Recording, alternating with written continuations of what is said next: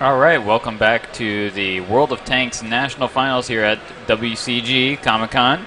I am here with Relics from Team Curse, who just went 3-0 with War and Peace. So tell me, what were the thoughts that were going through your guys' minds as you went into the round before it had started? What were you thinking it was going to be like?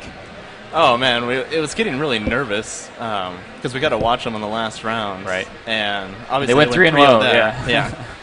So we got to see him play quite a bit, and I don't know, the nervousness just kind of really hit in there when I was over there. When I first got here, the first matches was sure. I was excited, like all on the high, and now I'm like, oh man, am I gonna make my shots? I had a couple of mishaps with the 1390 earlier in the day, so you know, it kind of hit me. We saw that on Ruinberg.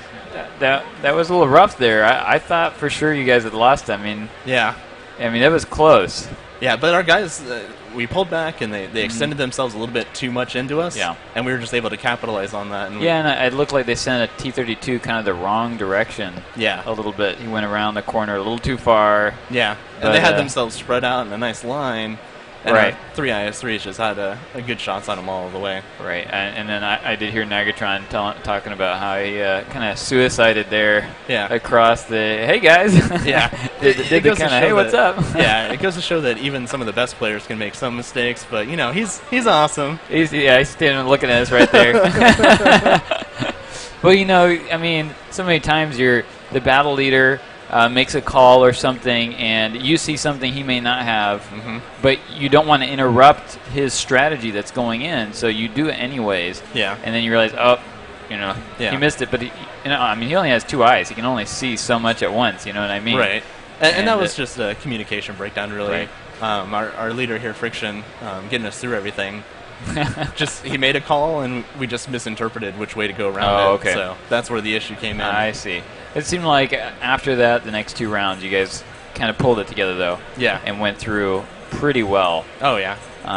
So who do you think, kind of put you on the spot here again, who do you think you'll be facing in the final here?